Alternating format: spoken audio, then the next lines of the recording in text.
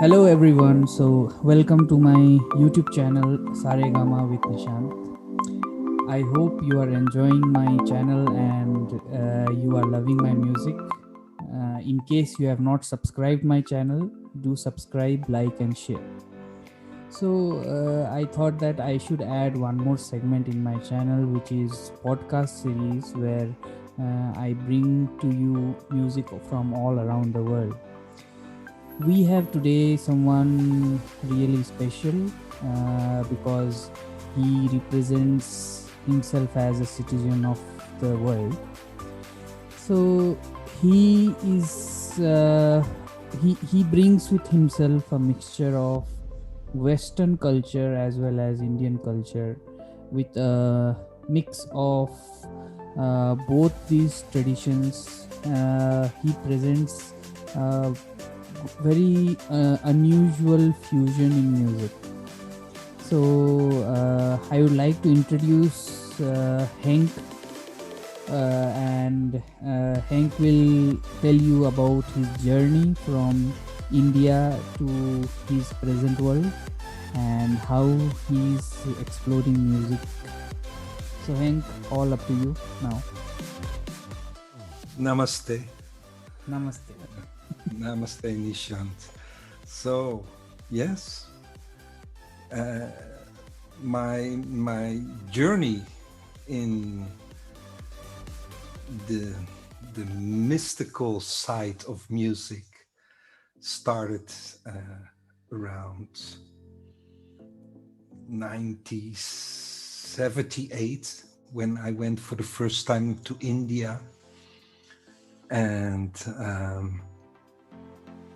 I became acquainted with the sitar music of Ravi Shankar and other classical Indian music, and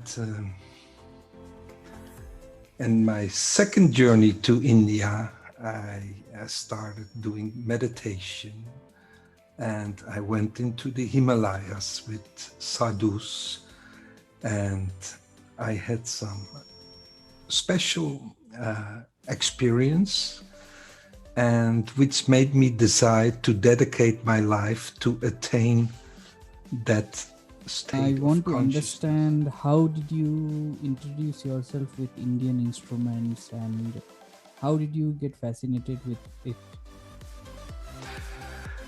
It actually, in the Bhakti Yoga tradition, as you know, we do a lot of bhajans and kirtan. And my first Indian instruments I started playing were the harmonium and the mridanga and the little cartels. And so that was my start with the Indian music in the form of singing bhajans and kirtans. So you started your journey with percussions and then later on moved on to playing music, is it? Yeah, I lived as a Hindu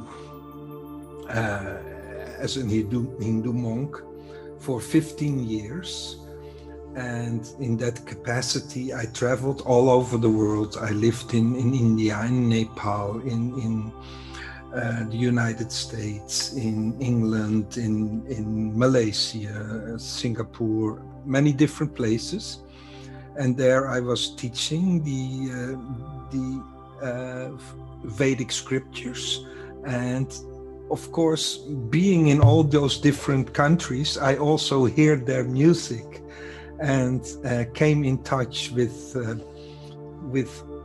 musicians. And but then after 15 years, I entered more of a grihasta situation.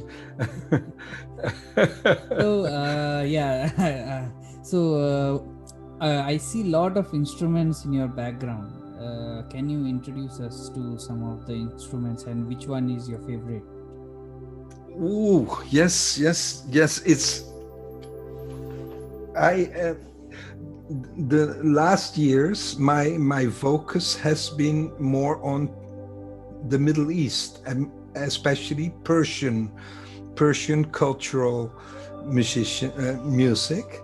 So a lot of my instruments are also from. I brought myself from Iran, and first of all, one very nice instrument is the setar, not sitar but setar, and it has been told that the setar has been originally the inspiration for the sitar in India, which came to India with the Mughal culture, and it was further developed. But I have my doubts about that, because actually I think the sitar is more developed from the Veena, which has been played by Narada Muni. Correct. So the Veena is already thousands of years part of the Indian music culture, the Vedic music culture. So I think the sitar looks more like the Veena than the setar. So I am actually feeling curious. How does this sound? So can you play some small bit of it? Yeah, I will put my mic, put a little reverb on it, and see what happens.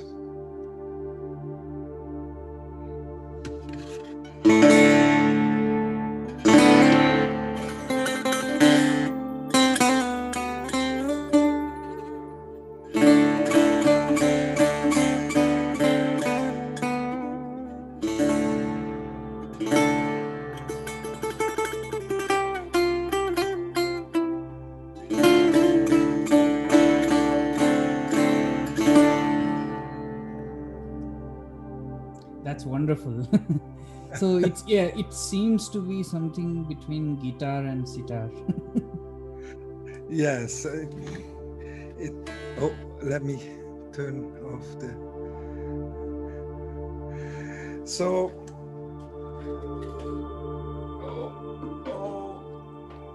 Some more instruments are. This is also Persian. Okay. This is called tar. Okay. Tar, and actually it's the top is from very thin skin, made from bladder or something like that, and it has a beautiful sound also.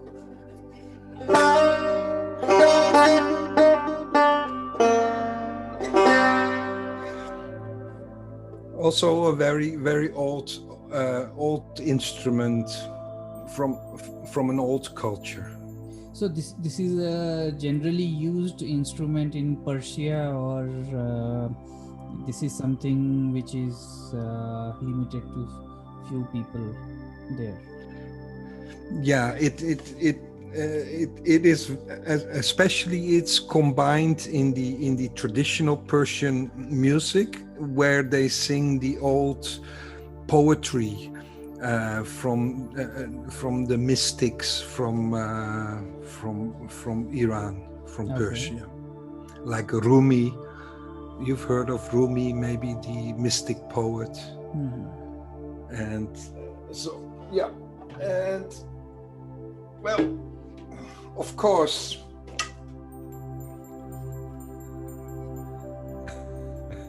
the bansuri. So this seems to be the Indian bansuri, right? This is the Indian. It's in the tune of E, and of course you can play that better than I can. So,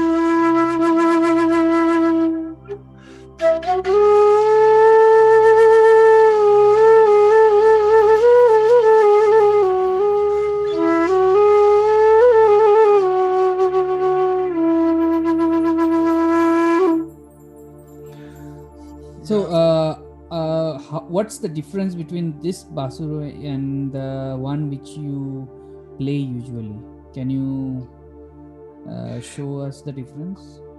I play many different wind instruments. No, specifically the one which is made out of bamboo. Yes. Okay. Here, this one is made from Nigra bamboo. I make flutes myself. Oh, that's interesting. Yes. It's this is a flute with, it's called the ney. Okay. And it has a Persian style mouthpiece. And so that is a plastic? Yeah, actually this is made from the material from X-ray film. I cut it, I clean it, and then I put it in the mouth. Actually, the blowing technique of the Persian style ney is very, very tough. It's very hard to even produce sound. Okay. So I put it, I have some space between my teeth. So I put it in between my front teeth, and then I curl my tongue to the top of my mouth. I create a small space between my tongue and my upper part of the mouth, and I breathe through that space in the right angle on the plastic mouthpiece.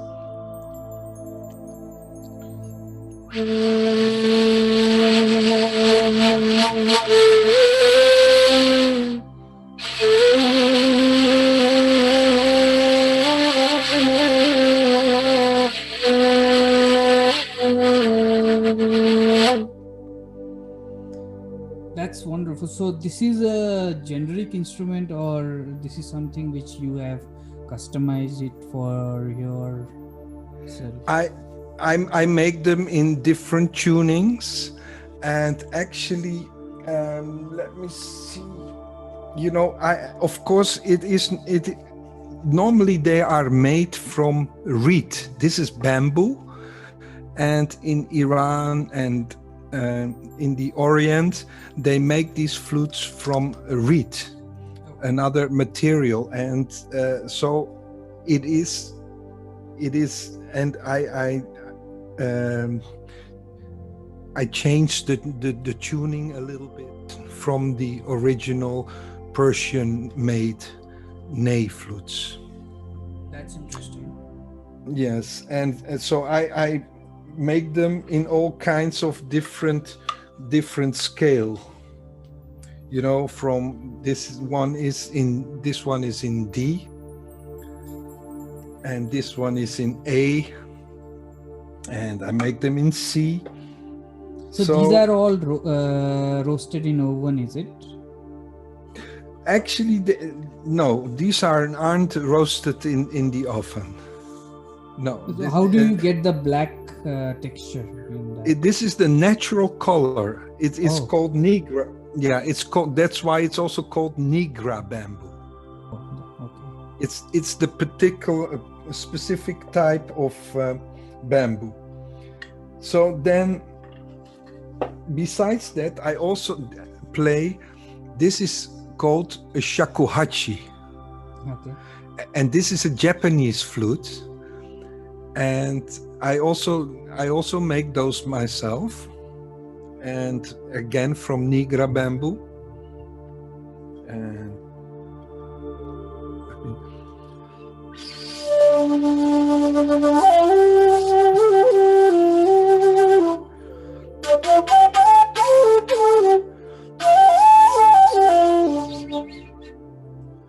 it's which one do you feel is most difficult to play? The most difficult to play, is definitely the Persian style ney. Okay. That is the greatest challenge to produce the sound. And another flute I make is also from Nigra bamboo, and this is a kaval flute. Kaval, and you see here, it's another mouthpiece. It's just an open bamboo, and you blow. You keep this one. You keep outside. So you develop all this variety of flutes, or you make just the Persian ones? No, these are all. I started experimenting myself with. I started making the Persian flutes from PVC, from plastic, and then I thought, okay, let's make them from a natural material, and so I started looking for the right bamboo to make them with. One more flute I like to show you. It's a very, very, very, very long one. And this flute is also called a kaval. And it has been made by a builder in Belgium, Winne Clement. It has a very beautiful sound.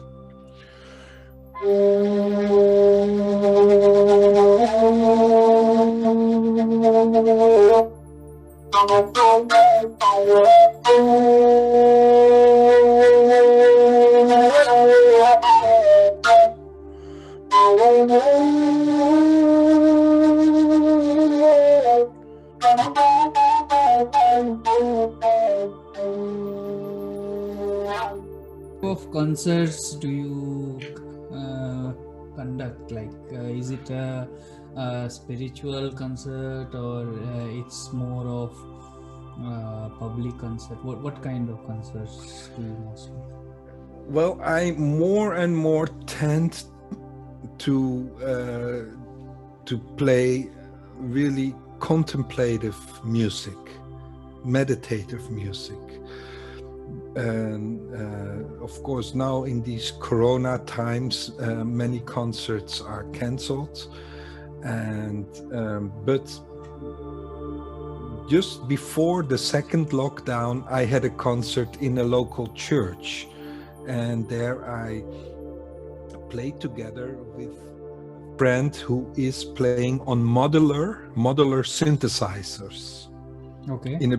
In a big church, but because of the reverb of the church, we could not play with a lot of rhythm. We had to keep it very slow. So there were about 100 people where, because of Corona, there could not be more visitors than 100 people. So we played a concert for 1.5 hours, something like that, without applause. We just, it was just one journey inside with all kinds of different instruments I played. Okay, so let us take some little bit of turn in our direction. So tell us something about your Western music journey. So what all do you play? Like, I know that you do even production. So tell us something more about using Western instruments, synthesizers, and your home studio and all those stuffs. Yeah, in front of me I have a MIDI keyboard, which is connected through MIDI with my audio interface, and because I'm an Apple user, I make a little commercial now, but I use. By the way, this is not an Apple sponsored video. So, no, actually, no. But anyway, No, uh, but I'm using some special studio software to So create. what audio interface do you use? Do you use Focusrite or something? Yes, I have a Focusrite with 8 inputs, but here in my studio setting, most of the time I use 1 or 2 inputs and my MIDI keyboard. I use it a lot, and sometimes I first play some bass on my keyboard, then some piano, some soundscapes, some beautiful sounds, and on top of that I play my other. So too much of talking. Yes. Let's have a feel of your meditative music. Om Shanti. Om Shanti. Om Shanti.